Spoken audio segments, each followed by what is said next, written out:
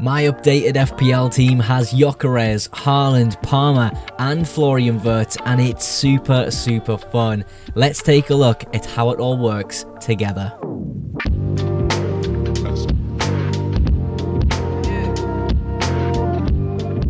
Welcome to my updated FPL draft, where I have brand new FPL price reveal Victor Gyokeres in my squad for only 9 million. I thought he's going to be a lot more expensive than that. So this team that's been on standby is actually just improved by his price being revealed, but we'll get into that as we go through the video. If you're brand new to the channel, feel free to subscribe. I make videos to help you guys in FPL, and by you guys clicking that little red button, it helps me out a massive amount. The like goal for today's video is 20 likes. Let's see if we can hit that, but let's get straight into the team. And I want to kind of start with the idea that this defense is a little bit sort of cheaper than other defenses we've seen. I thought I'd go, instead of a combination of sort of maybe a Murillo and Sanchez, or a Cucurella and Sells, I went with the cheaper combination of Sanchez and Nico Williams for only a combined 10 million. I would like to have Forest, I'd like to have Chelsea in my defence. I think this is the cheapest, most value orientated way to do it. You've got Gabriel in there as well at the centre of the defence. Now, for me, I've heard things come out of pre-season where maybe he's not 100% just yet, and he's kind of just a placeholder for an Arsenal spot. It could be sort of Saliba if we know there's maybe doubts about Gabriel. It could be Lewis Skelly or Timber as well. I expect them to be the starting fullbacks for Arsenal, and it could be interesting to see them as they invert into the midfields as well. But for now, it's Gabriel sitting at that centre-back position. You've got Van de Ven in here, and Van de Ven's been in every single draft I've made from the start of the game being released. 4.5 for a quality defender who, yes, had an awful season last season, but under Thomas Frank, I truly think that Spurs could be slightly transformed defensively, and we're going to see a lot more clean sheets. And at 4.5, you got good fixtures for them to go into. Fixtures breed form. I don't know. I'm slowly convincing myself that Spurs are going to have a somewhat decent season around mid-table, and I think clean sheets are going to be a big part of that for Spurs. Maybe attacking, they slightly come off. I don't really know. I can't predict how Spurs are going to do, but we'll move on to the bench. I still really like Van de Ven's price, though. You've got the Spurs goalkeeper at 4 million. This is just a stand-in price for a 4 million goalkeeper right now. Ronaldo of Sunderland, I think he'll be the main starting left-back in the squad, and he's got a good selection of games in the first few game weeks, where if I need him, I can just use him.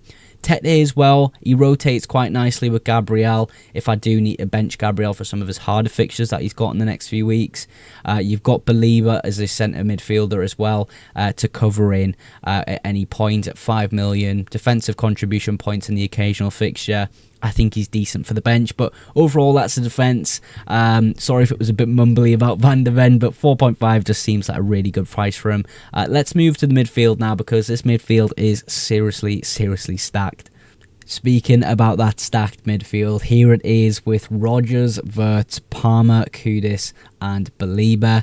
I think this is really strong, and first of all, I suppose we'll speak about Morgan Rodgers, because his fixtures sort of for the first few game weeks after that Newcastle fixture just turn absolutely fantastic. Faces 2 of the newly promoted sides in the first sort of 7 game weeks. I think he'll just continue where he left off last season, just being super consistent. So happy, really happy actually, to have him in the squad at only 7 million. I think it's a pretty reasonable price. You've also got Florian Wirtz here, of course new to the Liverpool system, but I still think he's going to be super important in terms of FPL points for Liverpool this season.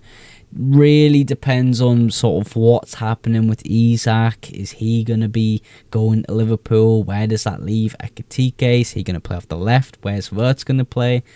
A lot of uncertainties right now, but what I'm assuming is going to happen is Wirtz plays off that left-hand side or as an attacking midfielder. Either way, he's been super involved with him pre-season and looked really silky on the ball. So excited to watch him in the Premier League.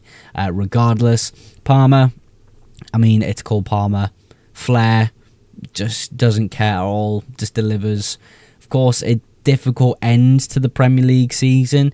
He still, when I owned him in FPL at the end of the season, he still outscored Bukayo Saka, but he still didn't seem like the Cole Palmer we all know. The Club World Cup maybe has uncovered that a little bit, so we've seen sort of what we've seen at the start of the season, but he's just going to get better and better, isn't he? He's playing football, he's enjoying himself, he's just beat maybe one of the best teams in the world in PSG. I'm super happy to have him in. I think it's such a fair price for Cole Palmer, 10.5 million. You've got Mohamed Kudus here. This is kind of a punt. Again, I spoke about Van de Ven and how I think Thomas Frank could transform Spurs. I think he could transform Kudus. We know Kudus is sort of a direct player who likes to get at defenders, but also has a massive issue with sort of his temperament, and he can just lose himself in games. I think Thomas Frank will really turn Mohamed Kudus into a solid Premier League player. Of course, the fixtures are just fantastic for him, so hopefully he can explode into this new Spurs team and make a real big impact. But yeah, across that midfield for the starters, looks insane. Belieber on the bench, like I said in the defensive section where I covered the subs, his defensive contributions are going to be quite high this season. Of course, we know that Caicedo is probably the GOAT of defensive contributions, but I think having Belieber in there with a sort of Brighton fixture list, it's a little bit harder of a fixture list, and that's done on purpose because I feel as though if your team is against a sort of really easy opposition, you're going to have a lot of the ball, aren't you? Whereas Belieber with his hard fixtures isn't going to have a lot of the ball, so his defensive contributions should, in theory, go up. But yeah, we'll go into that as we get closer to the season, but overall, super happy with the midfield. Let's move to the forward line now. And there he is, Victor Gyokeres in my FPL team for only 9 million. You've also got Erling Haaland there and Strand Larsen. What we'll do is we'll cover maybe Strand Larsen first and then get into the good stuff. So Strand Larsen for me, he's a player that probably you don't want to play in the first game week. However, I think after that, you've got Bournemouth, Everton, Newcastle, Leeds, Spurs, Brighton. I think he's got a good sort of fixture list. And we've seen even without Matheus Cunha at the end of last season, Wolves actually did really well. And I think Strand Larsen now sort of permanently being at Wolves, I think he's got a great opportunity to do really well this season. So he's in there. And even if I bench him maybe for a Nildo and play a back four, that would be completely fine. But yeah, I quite like him in this draft and where he kind of fits in and out through the game weeks. Haaland is also in there.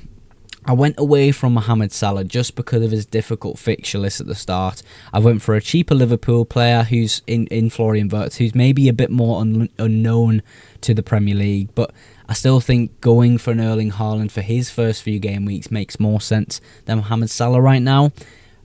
I kind of jump in and out of Salah, Haaland, or both. It's difficult to do, especially in this draft where you've got the likes of Cole Palmer and Gyokeres to afford Mohamed Salah. In fact, it's impossible, otherwise I would have done it. But yeah, Wolves, Spurs, Brighton, United, Arsenal, Burnley, Brentford away. Haaland's got fantastic fixtures, and maybe at some point, for example, in game week 4, where sort of Liverpool play Burnley, that's maybe when I'll have a week where, using the transfers, I'll reorganise, maybe go away from a Gyokeres or a Haaland or a Palmer and into a Mohamed Salah and a Liverpool defender. Who knows? But overall, starting with Erling Haaland feels a little bit more right to me anyway at the moment. And of course, finishing things off, Victor Gyokeres for Arsenal. Yes, it's a big risk putting him in straight away because we don't know, sort of his impact he's going to have on the Arsenal team, but I can only assume it's going to be massively positive. And I would have loved to have Bukayo Saka in this draft as well, but I couldn't afford him just by that little few million. But I think this is a really good combination. Sort of Arsenal's fixtures at the start are pretty decent. You've got Leeds in there, you've got a home fixture to Forest, and then you kind of get better and better as you go past sort of that game week 5-6 mark. So not the best of starts in terms of fixtures for Arsenal, but I feel like this guy's just going to have an instant impact. I don't know what it is. I think the missing parts to the Arsenal puzzle of them just consistently being second he's probably someone like Victor Gyokeres. So we'll see how he does. Either way, he's 9 million. I maybe prefer Ollie Watkins at this point, but Victor Gyokeres, I think I'm more than happy to have him in my FPL squad. But in the comments, let me know what you think of Victor Gyokeres at 9 million. And overall, this squad, let me know what you think as well, because I think it's pretty fun, and I actually wouldn't mind starting FPL with this team. But yeah, let me know in the comments. I always outro my videos with a massive thank you to you guys at home for supporting the FPL Mugs YouTube channel. Don't forget to like the video, and if you aren't yet subscribed to the FPL Mugs YouTube channel, go ahead and click that subscribe button for future pre-season content and streams starting very, very soon. But that is everything for today's video. Thank you again so much for watching, and I will catch you in the next one. Bye for now.